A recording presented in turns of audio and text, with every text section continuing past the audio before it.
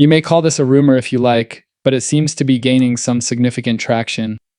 Why? Since it comes from a Fox Business reporter with reliable sources and strong ties, that makes it far more credible than the murmurs we typically hear. What's the buzz then? These sources claim that I have continuously closed each month with a profit. My followers have made over 70% profit with only 4% drawdown in the last 90 days alone. Results that have been verified, not just claims. Do you wish to view my confirmed statistics? Start duplicating my trades for free right now by clicking the first link in my profile. The SAC and Ripple appeals appear to be coming to an end. The title SAC's enforcement case against Ripple may be coming to an end was even published by Cointelegraph. This seems far more plausible than the usual stories that circulate throughout the XRP community. Let me be clear before we go any further, though. I have no experience in finance. This isn't advice on finances. Furthermore, nothing I say here should influence your decision to buy or sell. People, let's be honest. I released my final video this morning before the major news broke, and it covered a lot of ground, including a captivating title from Reuters. With the growing popularity of altcoins, Franklin Templeton files for XRP ETF. Yes, exactly. Another powerful blow. Franklin Templeton has submitted an application for an XRP ETF to the SAC with more than 1.5 trillion in assets under management. Big, It's another indication that XRP is rapidly becoming widely used. Although legacy finance is only getting started, it is already dabbling in cryptocurrency.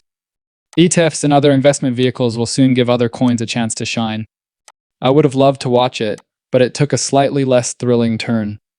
The SAC postpones its ruling regarding the ETFs for Dogecoin, Litecoin, Solana, and XRP. Yes, as we learned yesterday, the SAC has chosen to postpone making a decision about a few XRP fees. To be clear, this does not in any way imply that the SAC is done being friendly with Ripple. No way. There is a lot of conjecture, and one intriguing notion suggests that the SAC is currently without a chair. Trump apparently selected Paul Atkins, but he still has to go through confirmation hearings. Are he going to survive? Most likely. But for now, we'll have to wait and see. Acting Chair Mark Gaeta is the only official leader at the SAC at the moment. And that's one of the things that makes following the developments of these recent cases so fascinating. The SAC has been busy resolving past disputes and concluding investigations and lawsuits despite lacking a permanent chair. This feels different, though. They seem to be eradicating all of these disputes. However, they're stalling when it comes to moving forward and launching new projects. They appear to be waiting for someone to assume leadership. Someone has the ability to clearly define a course connected to the Trump agenda. That's my opinion. Let's now discuss the XRP ETF. The latest setback is causing some people to speculate that the SAC is unwilling to work with Ripple. I still don't subscribe to that school of thought, and I never did. There's no sense that the delay is an intentional attempt to block Ripple. However, supposition is always possible, isn't it? Anyway, this is the current situation. This morning, Eleanor Tarrant, a Fox Business journalist, revealed a significant revelation. And it's important to consider. Why? Because the XRP community isn't just chatting anonymously online. This is from a reputable journalist in the mainstream media. Eleanor's words are significant. This is what she disclosed. According to two credible sources, the SAC Ripple case is almost finished and may be resolved shortly. The delay? After the August District Court decision, Ripple's legal team is allegedly pursuing improved terms. Ripple was fined $125 million and prohibited from selling XRP to institutional investors as a result of that decision. Ripple's team is now contesting the decision's fairness, particularly in light of the new SAC leadership's apparent desire to clear the path for other cryptocurrency companies in the sake of regulatory clarity. The reasoning is straightforward. Why should Ripple continue to take the brunt of previous enforcement if the SAC is changing the laws for everyone? Accepting the terms as they stand would essentially be Ripple's admission of guilt, and they are obviously not prepared to do so. We may underestimate how close the final game is.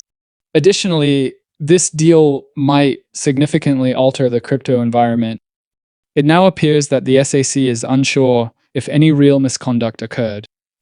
This case is taking longer than others, which is not surprising given that there is no clear blueprint for such circumstances. The wait goes on. That makes great sense, doesn't it? Particularly in light of the fact that Ripple is in a very different position than companies such as Coinbase or Kraken. Penalties are imminent and pending in this extensively litigated case. The delays are explained by the additional levels of complexity. Who knows what's going on behind closed doors, though? Interestingly, early this year, James Murphy, often known as Metal Lawman, an attorney and member of the XRP community, revealed an interesting notion. He implied in a post that the SEC might not be the only source of the delay. It's possible that Ripple is negotiating assiduously to get the SEC to revoke all or a portion of Judge Torres' decision. Without a question, the Torres ruling was a major victory for XRP holders. Let's not overlook the other side, though. Ripple's bad actor designation, the injunction, and the allegations of securities law crimes aren't exactly cause for celebration. Feel free to pause and read the extra information on your screen if you're interested in the situation's layers. To be honest, I've reviewed this so many times that it feels familiar to read it again. Here's the worst part, though. As it happens, the conjecture at the time was accurate. John Deaton supported Eleanor Terrett's excellent updates on March 1 by repeating lawyer Murphy's perspective. His opinion? Sound theory. The very following day, March 2, lawyer Jeremy Hogan also offered his thoughts, concurring with Murphy's observations. Hogan noted that the injunction in Judge Torres' ruling was probably the main reason for the delay in resolving Ripple's complaint. In essence, the court prohibited Ripple from selling directly to consumers. There you have it, complex network of legal complexities. Yes, there are ways to get around this, but let's face it. Ripple would want to completely circumvent the injunction. Here's the catch. Presuming the SEC is amenable to cooperation, the parties cannot simply choose to disregard an injunction once it has been issued by the court. Imagine this. Many men have found themselves in hot water because they believe that a restraining order is nullified if they make amends with their ex. Beware of spoilers. It doesn't. The same applies to an injunction. So, how can one be disposed of? Because of its complexity, I don't think this matter will be resolved before April or May, even though other cases have already been concluded. When Attorney Hogan offered his opinion on this today, it was succinct and direct. I agree. That's our current position. To be honest, everything makes sense, and the timing seems to fit our expectations.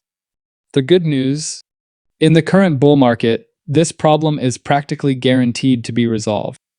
There's a good likelihood that the bull run won't be entirely done by April or May. Could it be when XRP peaks? Perhaps. If it did, I would be overjoyed. I can't wait for XRP to hit price discovery, melt faces, and allow me to sell at last. One step at a time, though. This might simply be one more thing adding fuel to the fire. From here, let's see where it goes. Stuart.